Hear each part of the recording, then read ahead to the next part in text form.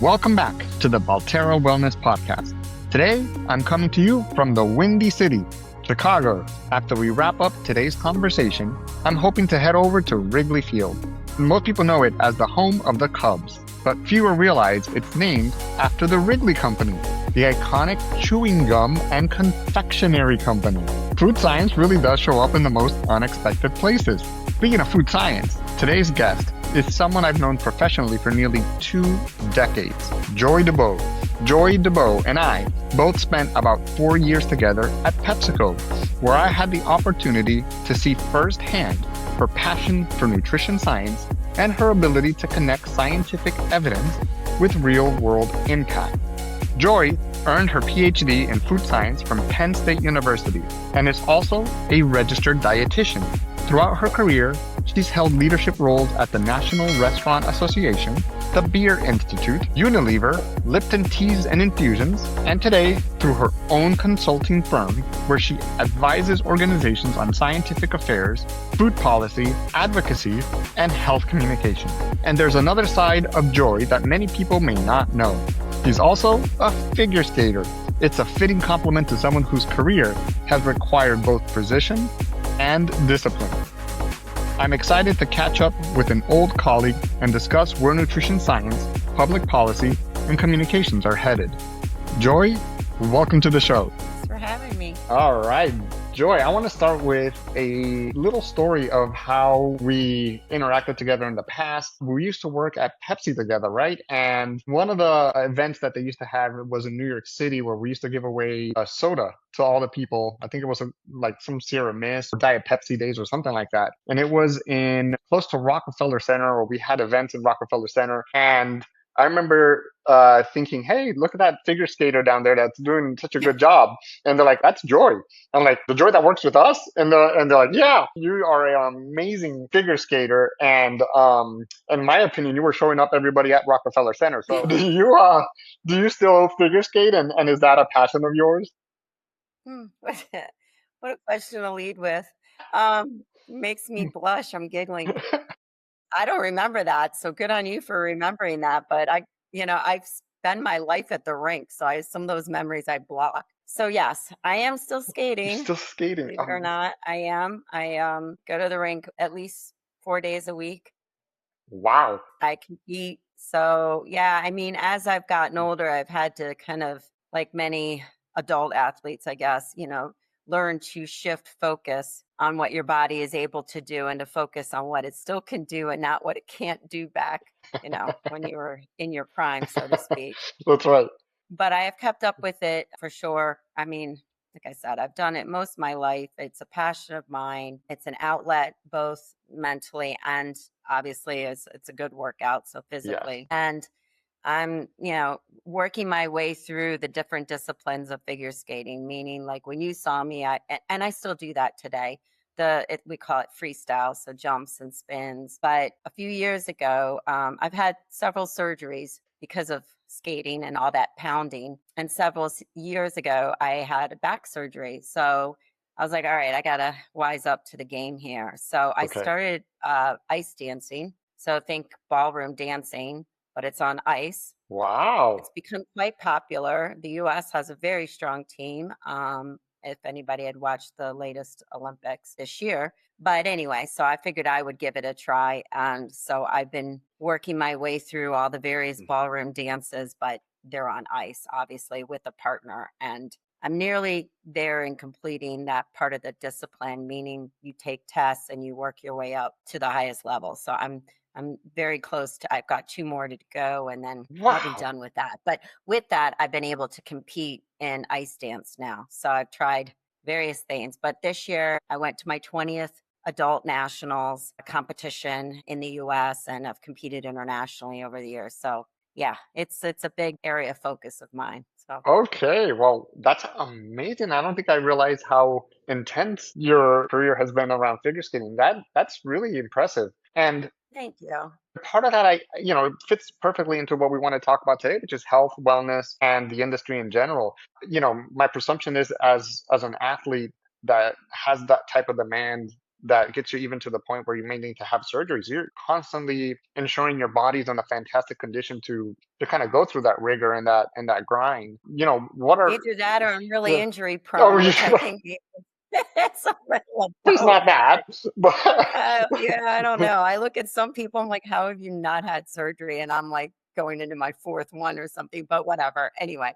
no, but how do you see them? How do you see that health and wellness for your body and for the success of your career? Do you really, I'm assuming you pay incredible attention to your nutrition profile and what you consume, and is that part of your routine? Well, in full disclosure, I'm a registered dietitian. That's So I right. think that goes hand in hand with, you know, trying to enable my body to perform at its best through Mm, nutrition and what I put into my body. So I learned to skate as a child. At that point, I wasn't focused on nutrition. yeah. But as I learned more about it, and then, of course, became a dietitian, and then I have a PhD in food science and nutrition. So with all of that, it's always you learn as you go and you adapt, right? And I think that's true of everybody. It kind of goes back to that personalized nutritional approach. That's right.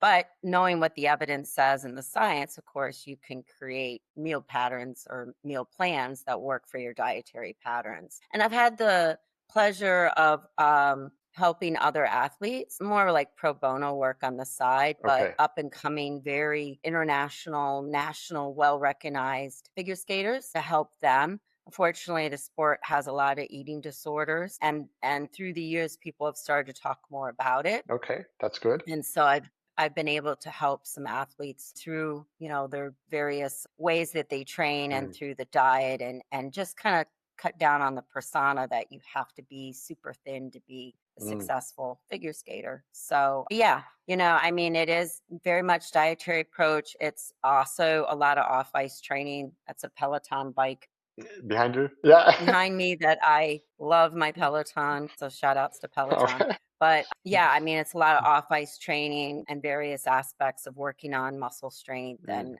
obviously making sure, that the cardio is there and all of that. So yeah, mm. it's a pretty intense sport like many sports are. Yeah. And health and wellness. Look, when it comes to athletic competition or athletes in general, it's a requirement. I don't think there's a choice. Now, That's right. I mean, there's a choice, but b- your body will start to tell you that over the time, choices that you're making aren't the right choices. And then in there lies the ramifications, however that may show up, right? yes. So, especially with young athletes, they may be able to get away with some things that they shouldn't be doing, but that manifests itself in time for sure. Yeah, and I'm wondering if some of that is also the partying afterwards, right? And how they the off season, so to speak, or when they win a competition and they go partying afterwards, it's changes over time how you party. But Yeah, well, that too. I mean, there's balance. You should be celebrating your wins or, right. your successes or milestones. But yeah, it's all in perspective of how, where you are in your training process, of course. Yeah, and I'm assuming then you've come into a lot of athletes and supplementation specifically in athletic sports is interesting in many different ways. One, because of the nature of how they are either A, searching for the newest best supplement that gives them an edge, or two, they are into supplementation so much that they're using things that could be adulterated and or not contain things that are allowed in the sport, and that has been a Right. challenge in certain sports. And that'll lead us into a little bit of your expertise in regulations and how you've helped the industry understand the science and the efficacy and how supplements are supposed to be used and or nutrition. But the athletics specifically, it's an interesting one because of those challenges. There's a lot of now third-party testing like NSF and others that prove that supplements aren't tainted with anything illegal. But how has your experience been with supplements specifically in athletic competitions? And have you seen its use in athletes? How have you seen it? Have you seen it to be a benefit, or have you seen some of the challenges like adulteration or biohacking or anything crazy that they're trying to get an edge on someone else? How have you seen supplementation in your space? And then that'll lead us into your career and your experiences there. Yeah. So it's an interesting question. I mean, as a dietitian, always want to look at their diet first, not Mm, what they're getting and what supplements then could literally supplement their the diet, right? right. How it's supposed to So be. that's my first approach, is always looking at what they're taking in and what their diet may be lacking in, right? And then of course there's so many variables there, Yeah. regarding age, sex, whatever sport they may be in, physical activity outside of that sport, Mm, just a number of parameters. Obviously, family history, just yes. all kinds of variables that play into that to ensure that they're getting the optimal nutrition that they should be getting through their diet. Mm, Then going deeper, then looking into, do they need a type of supplement? What would that be tailored to? And of course, supplementing, like I said, what they're lacking in their diet. I'll be honest with you, with figure skaters, when I did work with them, I don't do that now, but when I did work with them, supplements didn't really come up mm, much in the questions, or again, if they are lacking in something, I would definitely recommend. yeah.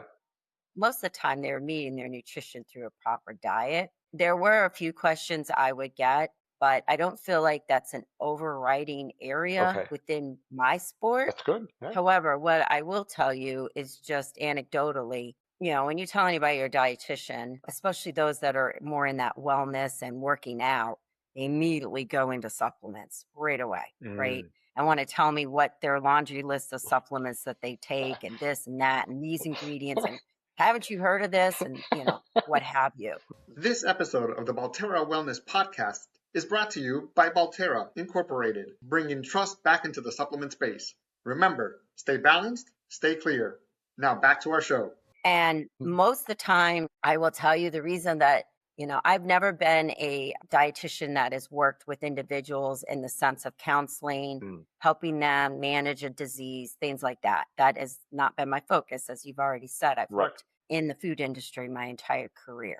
But what I will say is when I have worked with some athletes, they are very smart in the sense that they read up on everything Mm, and they want to know about everything, mm, and they're more engaged because in the end they feel like their diet and their supplement may give them that edge to have better performance and possibly win whatever they're trying to obtain. So that is one reason I have more or less, maybe because I'm also in the sports, gravitated to working with athletes, because they want to know, they're that's right. empowered to know, and they almost challenge you, Yeah. which is good. My frustration comes in though is when you have your everyday, and I use this respectfully, your everyday athlete, or more or Mm, less, gentlemen that go to the gym and want to pump it up and yes. think that they need to overload on certain supplements because they've read it in a popular magazine or they heard it from their bro in the gym, or unfortunately there's a lot of misinformation out there, Hmm. particularly on social media, with many trainers and others claiming to be quote nutritionists who never took a nutrition class in their life Yes. and or just read something and feel like they're now inept to then counsel others. And that I would caution anybody on, because Yes. anybody can claim to be a nutritionist, but do they have the credentials like a registered dietitian, which takes, you have to sit through boards and then keep up with those credentials That's by right. continually taking education and classes and things like that. So I say all that to say there's a lot of misinformation out there on supplements. And to your point, I don't think people realize that, like the adulteration and the amounts that you're receiving, is it really doing something, and Yes. or is it a placebo effect, or could it be doing potentially harm or working against you? So yeah, it's a lot to unpack there. Of course, Yep. it depends on the ingredient and the amounts, and whether it is adulterated. I mean, I haven't seen that necessarily, but I have come across those supplements where I recently just had a conversation with a gentleman the other week who showed me something. I was like, why are you taking this? Like, what is the point of this? And of course, he has his own rationale, and he then went to Chat GPT and figured he could substantiate all of it based on Chat GPT, which Yikes. isn't your best source of information. So yeah, there's a lot of misnomers out there and misinformation, good or bad.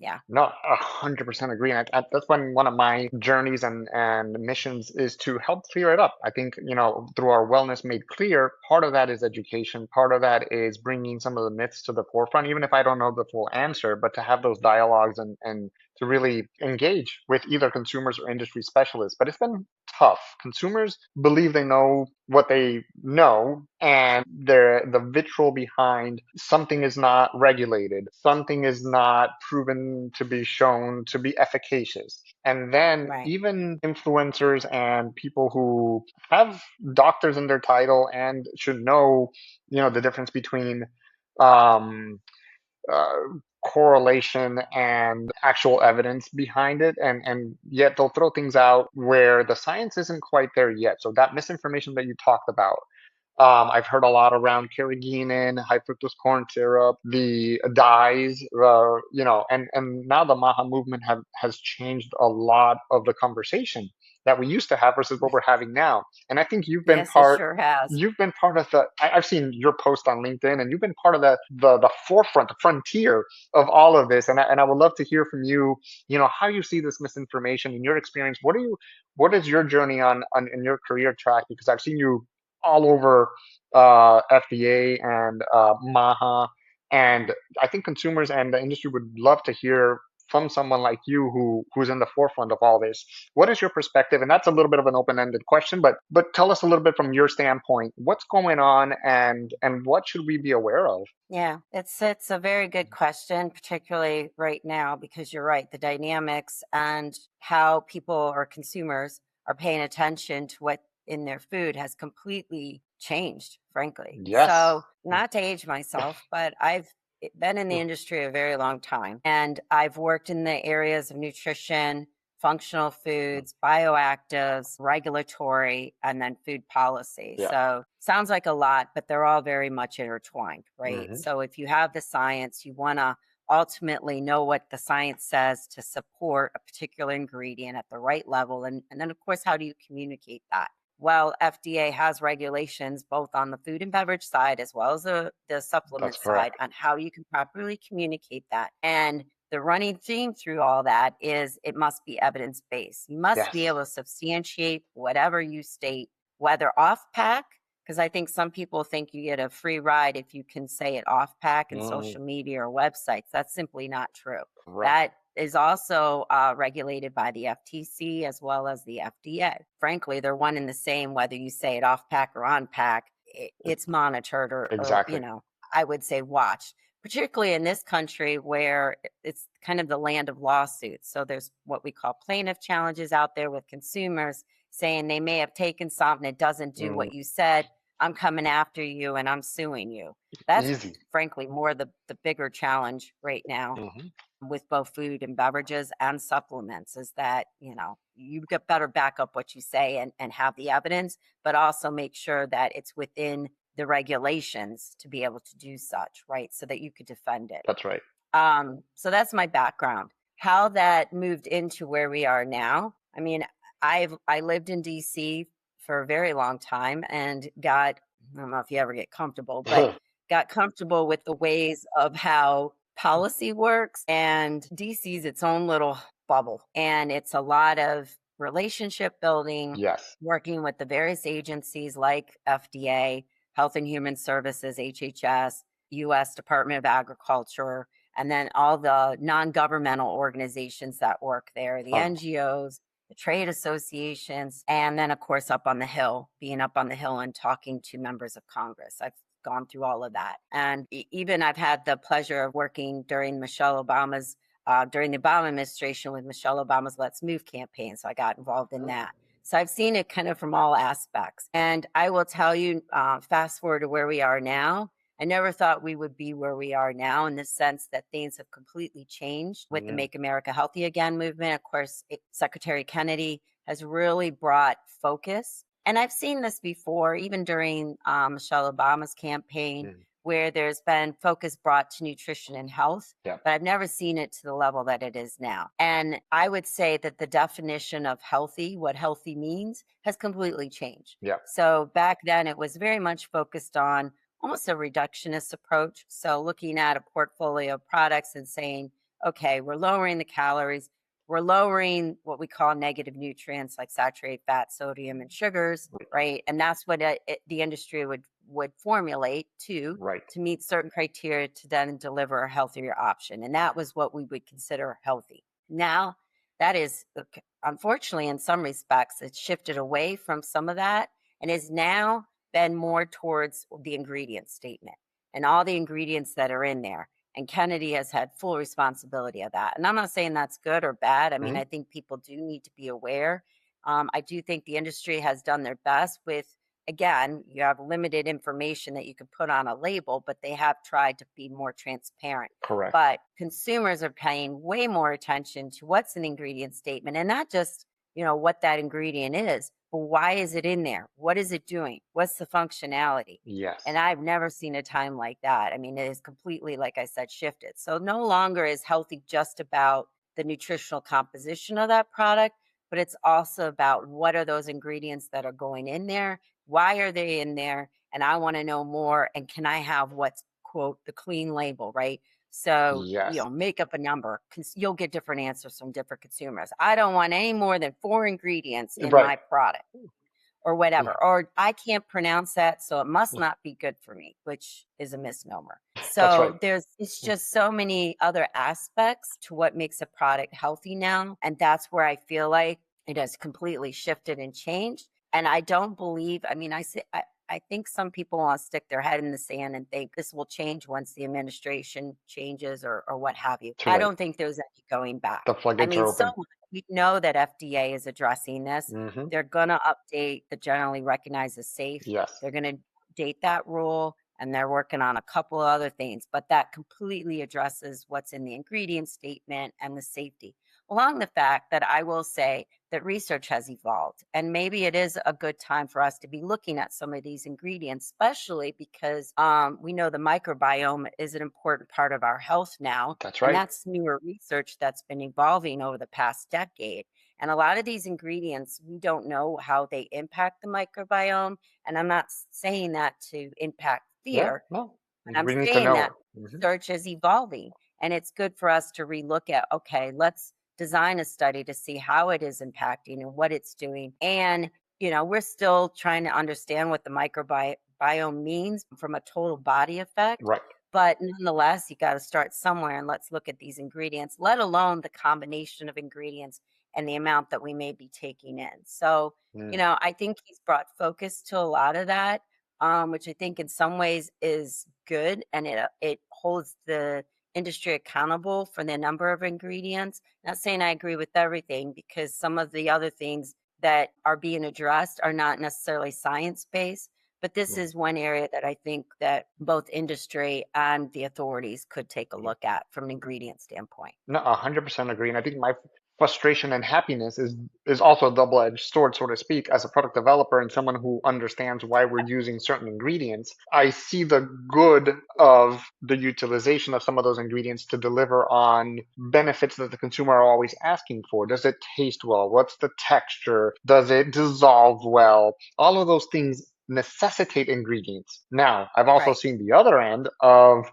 a lot of manufacturers and formula developers and big brands, or it doesn't really matter how big the brand is, it could be a small brand as well. But the idea of utilizing so many ingredients that aren't Yeah. necessarily purposeful. And I'm always questioning, well, why did you use that?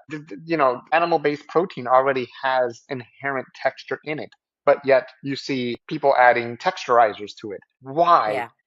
And then on the other hand, a consumer that's asking for 4 ingredients, but oh, by the way, it needs to dissolve well, it needs to taste well, it needs to be completely efficacious on all these other parameters. I'm like, well, And be and safe be safe. and the convenience. Yep. You can't just do 4 ingredients. You need 7 ingredients to get there, or 10 ingredients, or 14 ingredients, right? They need to be purposeful, but they can't just be Exactly. four. There's no magic. These two are going to deliver on everything. That's That right. doesn't exist. So, sweetness, stringency, all of these things that consumers desire and want and pay for. And then on the other end, they're like, well, I only want 2 or 3 or 4 ingredients, depending on what it is. So that balance of, as a developer, we have tools, you're taking away some of our tools, but you're putting back some Yes. other ones, so that balance and back and forth has always been an interesting tension point for me as a developer. But you're right, Completely. the movement has definitely brought focus, and what I'm hoping it does is allows brands that do it right to get the consumer trust and that they don't have to figure it out themselves. There's so much behind it. You need so many degrees. You need a food science degree. You need a dietitian understanding. You need nutrition epidemiology understanding. You need so much that there should be brands that bring that trust to consumers. And honestly, that's where what I'm trying to build is Mm. say, look, we got all that background and we're trying to do this the right way, and the right way changes. So you just have to be open to change. Yeah, totally agree.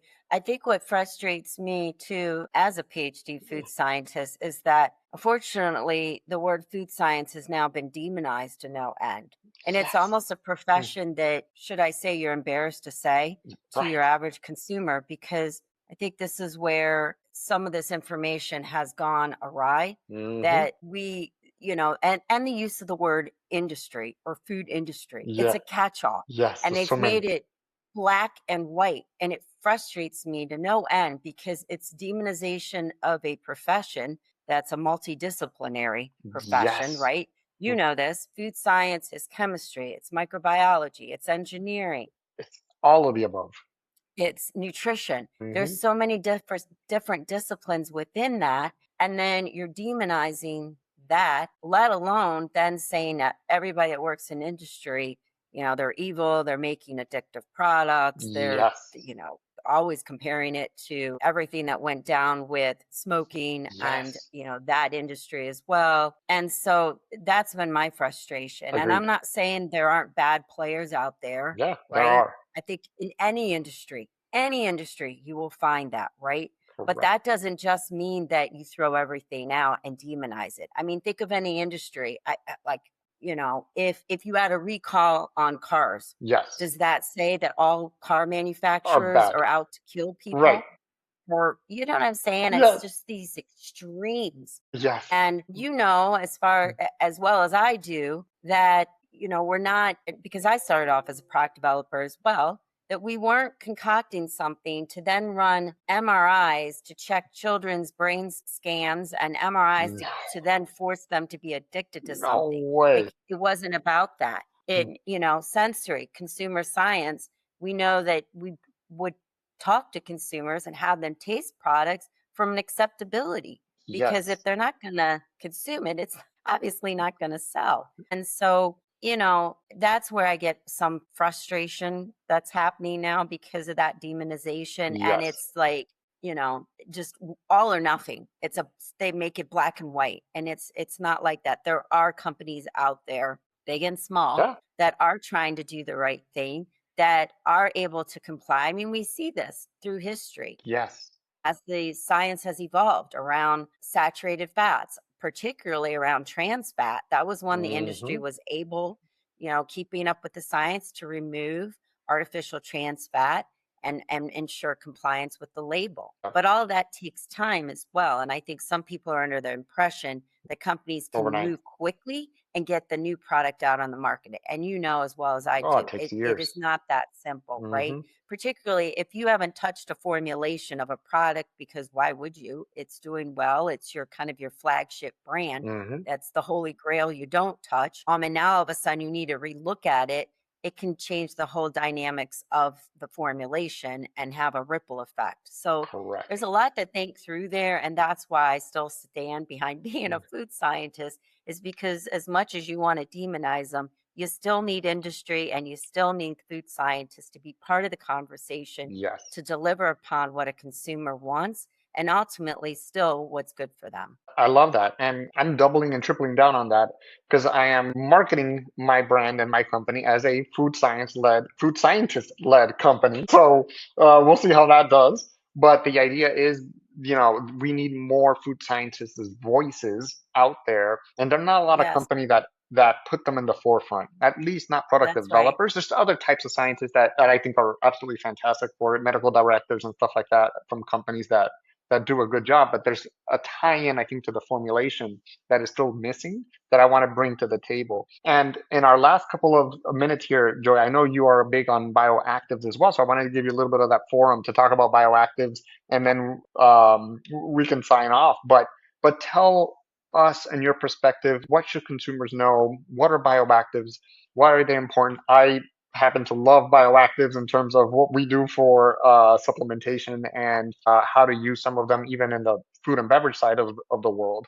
So, what are bioactives in your perspective, and why are they important? Yeah, love to talk about that. So, bioactives are naturally occurring Mm. compounds that you find in foods and beverages that basically go beyond just your essential nutrients. So, essential nutrients, what is that? Vitamin C, Yeah, vitamin E, correct. right? Standard. Potassium, all the Yes. nutrients we know at certain amounts you need on a daily basis. And, that's more or less to ward off certain conditions or chronic disease. Right. The beauty of bioactives is it goes beyond that. It looks at components that are in our foods and beverages that, again, are naturally occurring. And the science has really evolved around this. We know that there's well over 8,000 different Mm. compounds out there that have various classifications within this beautiful, broad world of Sure. bioactives that have been researched for decades now and show their benefits to health Mm. more from a prevention standpoint, which is the part that I think we often miss, particularly in this country, where we're more to react when you get a diagnosis of, I have this, how do I treat this? Whereas bioactives can help ward some of that off, along with a healthy diet, of course. Right. So let's talk about what that means and what are those compounds that consumers may be familiar with. One that I think everybody, at least for wine drinkers, Yeah.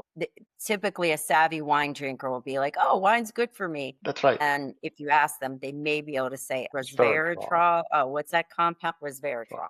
Well, that's a naturally occurring compound found in Right. the grapes, and therefore produces the benefits, potentially the benefits of moderate wine consumption. Right. Another one would be chocolate. Everybody Yes. talks about, oh, I got to get my dark chocolate.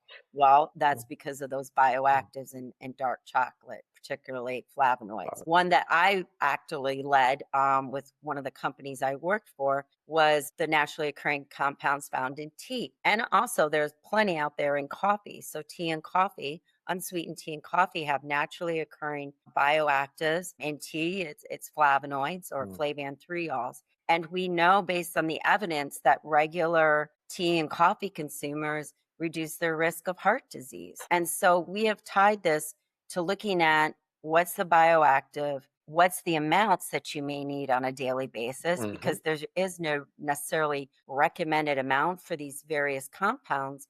And then how then does that help with your health, whether it's heart health, brain health?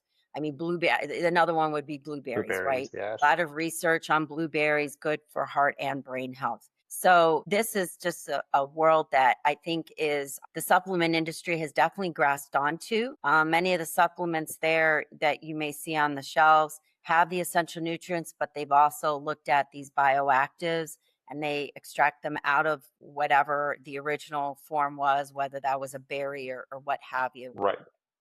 or any of the food or beverages. They've extracted it and then they put that into the supplement. And or if you consume a healthy diet made up of fruits and vegetables, you're definitely going to be getting bioactives through that. And that's one of the reasons we always recommend fruits and vegetables. It's not just because they may have fiber or essential nutrients. It's Yeah. truly because of the bioactives that are present that we know help support prevention of chronic disease. So my current clients that I have through my consulting business, this is an area of focus that I'm helping them navigate through because I feel like this is kind of the wave of the future. Yes.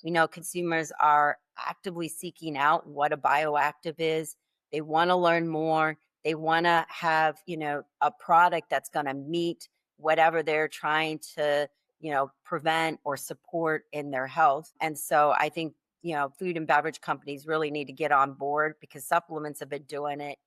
I'm really advocating for the food industry to really start promoting. And I think there's a right way to do this because the Yes. regulations I know aren't always clear, but there's ways to educate consumers on this to bring them along the journey of why do I need this? What is this going to do for me? And what's the right amount? So yeah, it's an area that I hope will continue to grow in interest both from consumers, but also clearly from the food industry to be able to deliver on that demand. Yes. And I love that because it's going to face some of the same challenges that even standard vitamins and minerals face, which is the dose, the efficacy, how much are you going to get? There was even a viral influencers that may be experts in certain areas, but then they kind of jump into a different area that they're not fully experts on, and then they kind of create a little bit of a incorrect misinformation noise. Yes. An example of that was, I think there was a recent famous nutrition type of doctor that went on to a famous podcast and said, don't put a banana in with your blueberries because now they interact. So take out your bananas out of your shake. And then, part of us are groaning of like, oh my goodness, how is this going viral?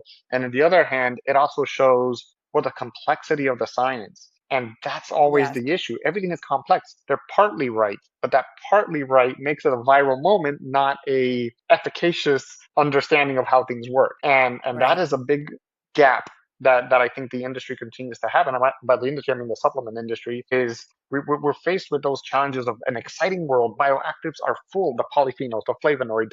How many awesome compounds are there for consumers to enjoy and to bring health to their lives and wellness? Yet there are going to be people picking up on that and running with stories that aren't fully baked, that that You're can right. that can hurt us, and they create viral Or moments for based on themselves. very weak science, right? Very Yeah. weak science. Or they take it out of context, which is Yes, commonly done. Because brutal. unfortunately, the messaging of moderation and balance, or, it may help prevent or this or that isn't sexy enough for them. So then they have to elevate it to an area that Yes, makes it not true, yes, unfortunately, or taken out of context. and It's a big stretch of the truth. big Yeah. stretch. And that's a challenge I've been facing, right? The truth is boring. The follow the science and understanding of some of that is kind of boring. Not a lot of people tune in. But when you say things like don't put a banana in your smoothie, people are, well, I put bananas in my smoothie all the time. What do you mean? Am I gonna die? Am I, so now, Right. you stretch it to the point where people are paying attention, but sometimes I'm not quite sure that does the service that consumers really, really need. Agree. I don't think, there's always going to be misinformation. And Mhm. like I alluded to earlier with, calling yourself a nutritionist or, never, I've said this before, never in a world did I think that the number of followers is more than important than having a PhD or being a registered dietitian, right? Yeah, It's like, really? And I'm not trying to criticize right, that because right, there's plenty of scientists right. that have followers too, Yes, but it shouldn't be the first thing you're looking for when you're, agreed. looking at influencers is how many followers they have. That really doesn't tell you much, right? No, It's really about what their credentials are and their background and experience within that particular. yeah. No, Joy, and I appreciate your awesome perspectives. There's a lot that can be unpacked. There's so much depth to all of these conversations that, very rarely can be captured in only 40 to 45 minutes, but it's been an absolute pleasure speaking with you. Is there anything else? Usually we leave off with a funny question. I don't know if you watch superhero movies or not, or if you're into it, but we ask a lot of people, just because it's been a running theme, of if, you know, your favorite superhero, whoever that may be, what supplement would you think they should be taking if they're not taking it? And we've gotten all sorts of Geez, I don't know if fantastic I like this answers. question. Who's your favorite superhero, and what supplement would you think they should be taking? I'm not really into. It's just I mean, I saw superheroes. Spider-Man's just came out again. I was like, okay, I guess I could go see Spider-Man. I don't really follow Marvel or the other comics. I mean, I don't know. I, I don't know how to answer this. You got me there, Jose. Don't I worry. have no I idea. wonder if Spider-Man needs collagen or something. I don't know how he creates the spider, or Yeah, keratin or something. yeah, right. Definitely would be protein there because it's so strong. Gosh, I'm trying to think of a woman superhero. I don't want to say Supergirl because that's just Yeah. Well, there's a Black Widow. There's Catwoman. Which Eric, you know everybody. Wonder Woman? Wonder Woman. Ooh. Wonder Woman. Sure. You know what? I'm on board. I like Wonder Woman. All I right. remember when I was young, that was what was her name? Linda Carter, the Yes. original Wonder Woman, right? Yes. And as a kid, everybody wanted. No, I'm really dating myself. Everybody wanted to dress up like Wonder Woman as a girl, right? And have the bands and the rope and all that. Shoot, wouldn't that be fun if we had a lasso that would make people tell the truth? Imagine that in today's That's world. right. Good Lord. Jeez. So yes, I like that one. I'm going with Wonder Wonder Woman. Woman. All right. And what And supplement? I would say, what's her supplement she would take? I'm going back to all the bioactives. Nice. So let's go with anthocyanins. Good. Because she needs to be strong. She needs a strong heart and strong mind, That's right. brain, That's right. brain health. I Yeah. love it. Gotta back my way into that answer, but yeah, you stumped me there for a sec. Oh, no worries. No worries. Thank you so much, Joy. I hope you had as much fun as we did, and I appreciate your time. No, I appreciate it. Thanks for the opportunity. Can I just give one plug in Of if course. anybody wants to learn more about my business? Yes, by all means. Absolutely. enjoynutrition.com, or please follow me on LinkedIn, Joy Dubost. You'll find plenty of information. I post regularly on all things MAHA and bioactives and nutrition. And I will double down on that. Everyone, please follow Joy. I think you will get a lot out of it. Appreciate everything, Joy. And for those of you who follow Balterra Wellness Podcast, like always, stay balanced, stay clear. Thanks for listening to the Balterra Wellness Basics and Advanced podcast. Your host for this episode was Jose Barbosa. We thank our guest Joy Dubost for joining us on the show. Production, editing, and technical support were provided by Eric Santana. This episode was brought to you by Endless Thesis Holdings and Balterra Incorporated. This podcast is for educational and informational purposes only and is not medical advice. Always consult a qualified healthcare professional regarding any health concerns or before starting any supplement, diet, or wellness program. These statements have not been evaluated by the Food and Drug Administration. This product is not intended to diagnose, treat, cure, or prevent any disease.